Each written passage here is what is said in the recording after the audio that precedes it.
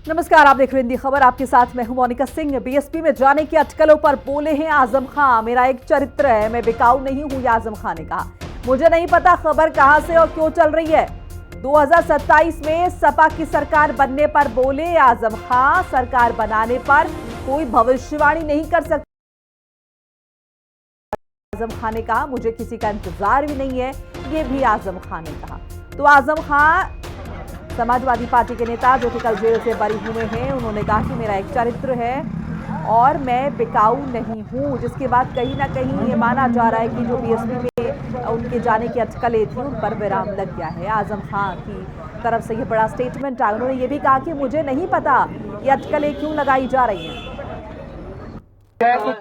कि आप बीएसपी की तरफ रुख कर सकते हैं, क्योंकि आप फाउंडिंग मेंबर रहे हैं समाजवादी पार्टी के, तो ये सवाल बहुत अहम है कि आजम खान साहब का पॉलिटिकल जो भविष्य है वो आगे कहाँ जाने वाला है, कहाँ रहने वाला है। तरफ भी स्पेकुलेशन लगाया जा रहा है कि आप मूव कर सकते हैं। हमारे पास एक चरित्र नाम की चीज भी है और उस चरित्र का ये मतलब नहीं है कि हमारे पास कोई पद हो, ओहदा हो। लोग प्यार करें, इज्जत करें और हम बिकाऊ माल ना हो, ये हमने साबित कर दिया है। बेशक तो हमें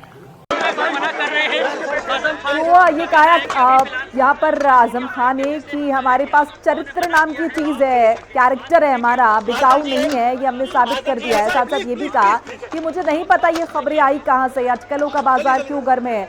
2027 में समाजवादी पार्टी की सरकार बनने पर भी कहा है आजम खान ने कि मैं कोई बड़ा नेता नहीं हूँ, मैं पहले से भविष्यवाणी नहीं कर सकता हूँ। समाजवादी पार्टी के कद्दावर नेता, यूपी की राजनीति के बड़े नेता आजम खान, जो कि कल जेल से रिहा हुए हैं और बाहर आते ही तमाम तरह के सवाल उनसे जब मीडिया द्वारा पूछे गए, तब आजम खान ने इस बात का जिक्र किया है। उन्होंने कहा कि मैं बिकाऊ नहीं हूँ।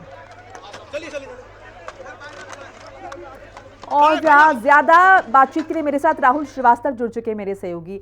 अब राहुल, आजम खान साहब, कल भी उनका स्टेटमेंट हमने सुना और अब जो उनकी टिप्पणी आ रही है जिसमें उन्होंने कहा कि मैं बिकाऊ नहीं हूं, मेरा कैरेक्टर है, चरित्र है, तो क्या हम ये समझें कि अगर वो ये कह रहे मेरा कैरेक्टर है, यानी कि वो किसी भी पार्टी की तरफ नहीं जाने वाले हैं, पूर्ण विराम उन्होंने लगा दिया है, फुल स्टॉप लगा दिया है?